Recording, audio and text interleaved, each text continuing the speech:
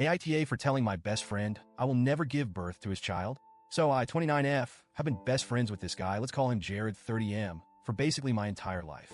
We met in school, and from day one we just clicked. We were inseparable, did everything together. He was the first person I ever came out to as someone who struggles with anxiety and depression, and I was the first person he came out to as gay. We've always had this really deep bond. I love him like a brother, and over the years, we've supported each other through thick and thin. When we were about 15, he came up with this idea. He told me that someday, when he got married, he wanted me to be the one to give birth to his child. I remember it so clearly because it honestly shocked me. He explained how, being a man, he couldn't get pregnant, and he didn't want just anyone to be the surrogate. He wanted someone he trusted with his life, and that person was me. At the time, I didn't really know how to respond. It felt so out of left field, but I had just watched a TV show about a woman who gave birth to triplets for her brother and became severely depressed afterward. I was sensitive even back then, and I struggled with mental health issues because of trauma in my childhood, so I immediately told him, no, I can't do that. I explained that I didn't think I was emotionally strong enough to go through with something like that. And I was only 15, barely understanding what surrogacy even meant. But Jared, he didn't take it well. He got mad and didn't talk to me for 2 whole days, which might not seem like a big deal. But for us, we'd never gone more than a few hours without texting or talking. So those 2 days felt like a breakup. Eventually, we made up and things went back to normal. But every now and then, Jared would bring up the topic again. Each time I would tell him no, and each time he would get upset. It started to feel like this endless cycle. I would try to explain over and over that it wasn't about him or his future family. I just couldn't mentally or emotionally handle the thought of being pregnant, let alone carrying someone else's child. But no matter what I said, it felt like he just wouldn't hear me.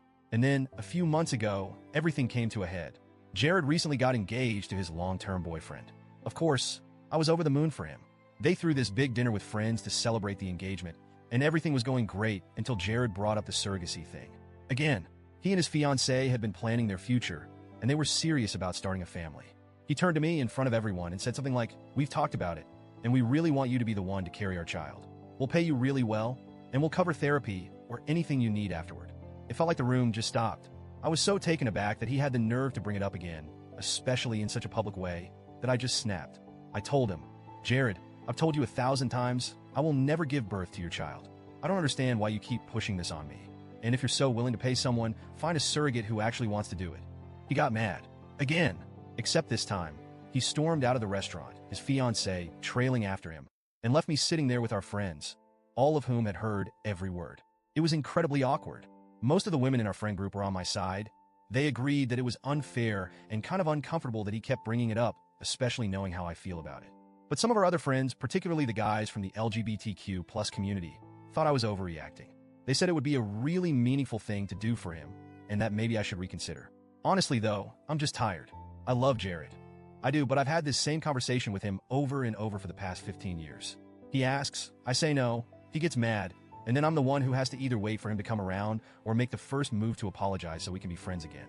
I've always felt like I'm being backed into a corner, like my feelings don't really matter, because this is what Jared wants, and it's not the first time he's acted like that in our friendship. I'm frustrated because I feel like this is a decision about my body, and yet, I'm the one being made to feel guilty for saying no. Jared keeps telling me he trusts me more than anyone else in the world, which is why he wants me to be the one to do it, but honestly, I just don't want to. I've never wanted to, and I'm tired of explaining myself over and over. At the same time, I don't want to lose him as a friend. We've been through so much together, and it hurts that this is something we keep fighting about. But I'm at my breaking point.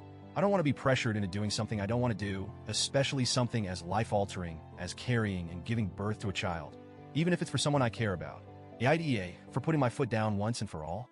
Or am I overreacting like some of our friends think? Update. After Jared stormed out of the restaurant, the tension in the air was suffocating. No one really knew what to say. I felt embarrassed, but mostly I was angry. Angry that he still didn't get it. Angry that after all these years, my feelings seemed to hold so little weight in his mind. I stayed quiet for a while, just picking at the food left on my plate, even though I wasn't hungry. One of our friends, a guy named Matt, tried to break the silence by saying something like, "Well, you know Jared. He's a bit intense, but he'll come around." I could hear the attempt at reassurance, but it didn't really help. I wasn't sure if Jared would come around this time. It felt like this was becoming a pattern, one I was getting tired of. My friend Sarah, who's been one of my closest confidants aside from Jared, leaned over and whispered, "You were right to say no. He needs to understand your boundaries." I nodded, grateful for her support, but my mind was still racing. Would this blow up the entire friendship? I should probably mention that this isn't the first time Jared has pushed my boundaries. Over the years, there have been moments where I've had to remind him that I'm not just his emotional crutch. I've had my own battles, ones that have left me exhausted at times. Anxiety and depression have been a part of my life for as long as I can remember, and Jared knows that. I've always been open about it because being honest about my mental health is the only way I've managed to keep myself afloat. But sometimes I feel like Jared overlooks that part of me. He's always been the kind of person who sees the world as something that bends to his will, and most of the time he's been able to make things work out the way he wants. I admire that about him. His confidence, his ability to navigate life like it's something that's supposed to go his way. But when it comes to this surrogacy thing, it feels like he's expecting me to mold my life around his plans. The next day, I got a text from him. Just one line. Can we talk? I stared at my phone for a while, debating whether or not to respond. Part of me wanted to just ignore it, to avoid another fight, but I knew that wouldn't help anything. So I replied, and we agreed to meet at his place the next day. I showed up, feeling a mix of dread and determination. I wasn't going to let him bulldoze me into something I didn't want, but I also didn't want to lose one of the most important people in my life. When I walked in, Jared was sitting on the couch, looking tired. His fiancé, James, wasn't there, which I appreciated. This needed to be just between us. Hey, I said softly, sitting down across from him. Hey, he replied, avoiding eye contact. There was a long pause before he finally spoke. I'm sorry I keep bringing it up, he said, his voice low. I've always pictured you being the one to help me start a family. You're my best friend. I trust you more than anyone. I took a deep breath, trying to keep my voice calm. I get that, Jared. I do. But this isn't just about trust. This is about my body, my mental health. You know, I've struggled with anxiety and depression for years. I'm terrified of what something like this would do to me. And I've told you that so many times. I don't understand why you keep asking me to do something I'm not comfortable with. He finally looked up at me, and I could see the frustration in his eyes. But there was something else there too. Sadness, maybe even fear. I don't want some stranger carrying my child. I don't trust anyone else the way I trust you.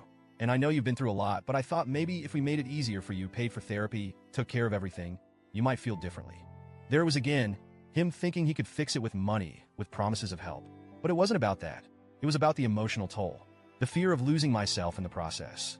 Jared, I said slowly, choosing my words carefully, no amount of money or therapy is going to change the fact that I don't want to do this. I can't. You're asking too much of me. He stayed quiet for a moment, his jaw clenched, but then he sighed and leaned back on the couch. I didn't realize it was that deep for you, he admitted, sounding more defeated than angry. I guess I've been so focused on what I want, I didn't stop to think about what it's like for you. That's the thing, I said, feeling a mix of relief and frustration. You never stop to think about it. You're always pushing, always making me feel like I have to be the one to fix things. I can't be that person all the time. Jared looked away, and I could see the weight of my words sinking in. For the first time, it felt like he was really listening. I don't want to lose you, he finally said, his voice barely above a whisper. You're my best friend, but I don't know how to stop wanting this. It's been in my head for so long. I nodded, understanding that this wasn't going to be something he could just switch off. But at the same time, I had to stand my ground. I know you want this, I said gently, but you have to respect that I don't. I love you, Jared. I'll always be here for you in every other way. But this is a boundary I need you to respect. There was another long pause before he finally nodded. Okay, he said softly. I get it now. I'll stop asking. And for the first time in years, it felt like a weight had been lifted. I wasn't sure if things would ever be exactly the same between us, but at least he understood. At least he finally saw that this wasn't something I could just be talked into. We sat there for a while, not saying much, but it felt like we were slowly rebuilding something. It wasn't going to be easy, and I wasn't entirely sure if our friendship would survive this in the long run, but at least for now, there was some kind of peace between us. I left his place feeling emotionally drained, but also relieved. For once, I didn't have to be the one to apologize or make things right. I'd set my boundary, and Jared had finally accepted it.